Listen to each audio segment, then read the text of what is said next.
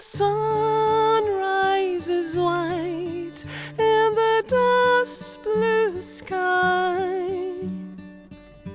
As new day dawns, red soil on our hands, white clouds up above, as we tap into the ground. Oh, hi. Welcome to another Wednesday and to another track note. Today it's for the last track on the album, Melas Chasma. Oh, you can't see that, sorry. That's my guitar down there, a Taylor acoustic guitar. Love the thing. Okay, it's raining outside. Kind of thing that happens in Sintra. Now about Melas Chasma, it's a song about, well, Mars in the far future. On that instrument, on that song, all instruments were performed by me, except drums and percussion by Andre, who recorded those, and who also set me off on the song in a way, because he challenged me to create something along the style of Pink Floyd in a waltz rhythm. So the whole song is one of the few songs on the album that's completely my own. I wrote everything, I played pretty much everything.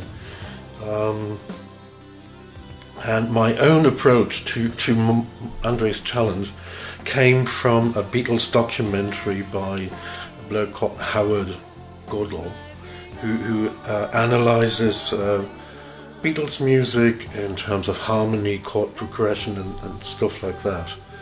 And he said a few things that I wanted to try out myself without things sounding like Beatles. But you'll probably notice that there's no chorus and there's not much repeats, maybe little pieces repeat within themselves, but the whole track, except the end, keeps shifting and moving harmonically in terms of chord progression. The chords are written so that they all move around a single note.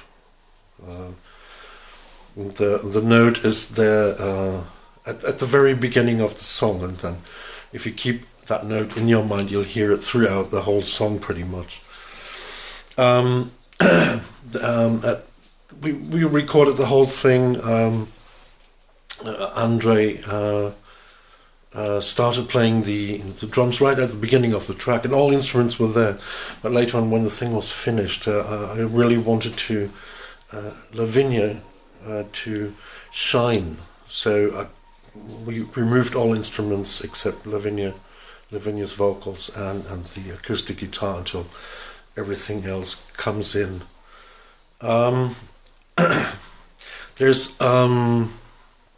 are some solo guitars, so even the electric guitars are mine on this track.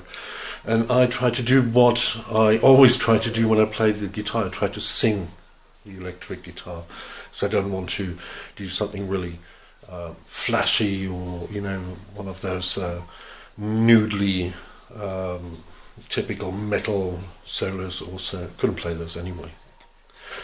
I try to sing the guitar, and you'll probably hear it. Then there's a piano bit, more or less in the middle of the song, which I wrote on the old trusty Yamaha piano, but I couldn't play it. I tried to, and I found it very difficult to play it, even though I'd written it.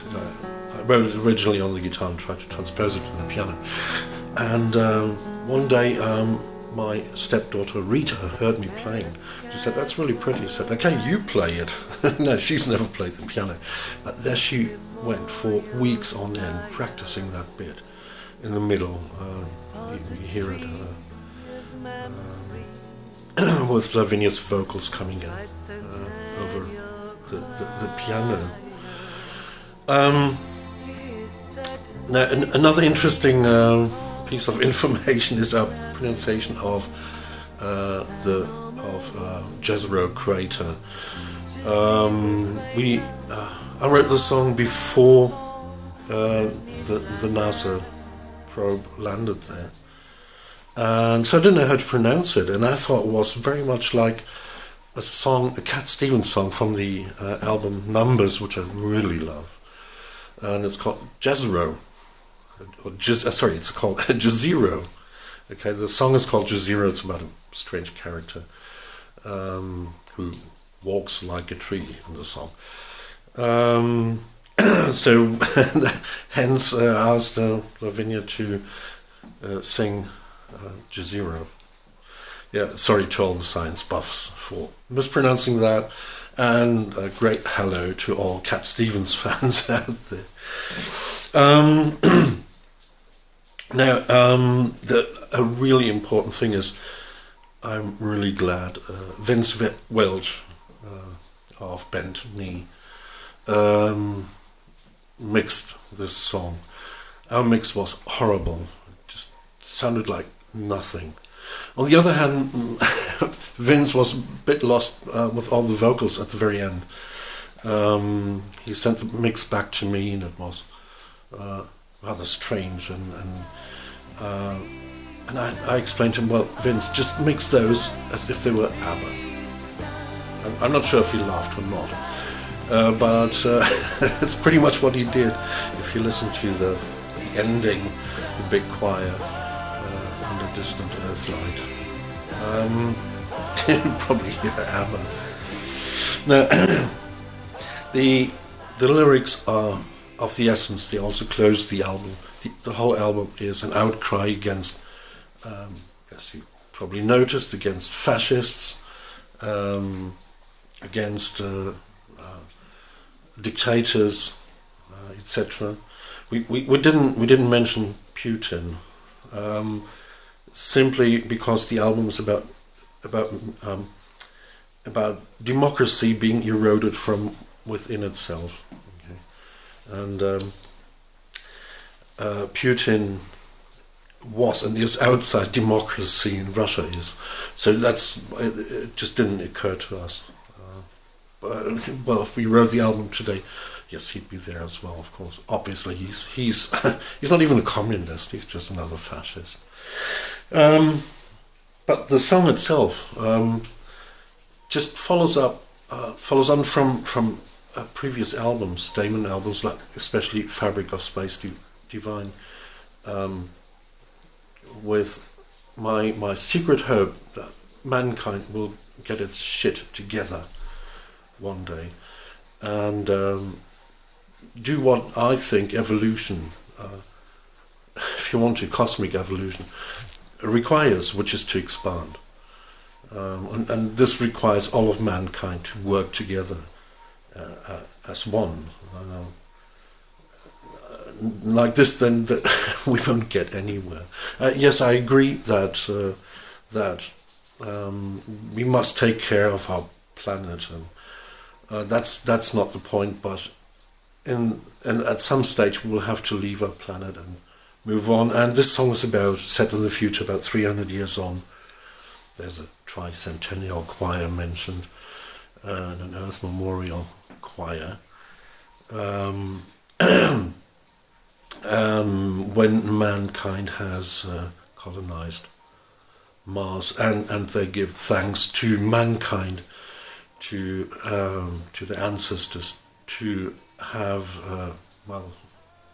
gotten their shit together and take mankind out there into the universe. Well, for that, try Fabric of Space Divine again. I think it's a wonderful album. The sound is not always the best, and it had a very complex story behind it and its creation. I'll talk about that at some stage, probably. Anyway, well, that's it for today. Here's some rain.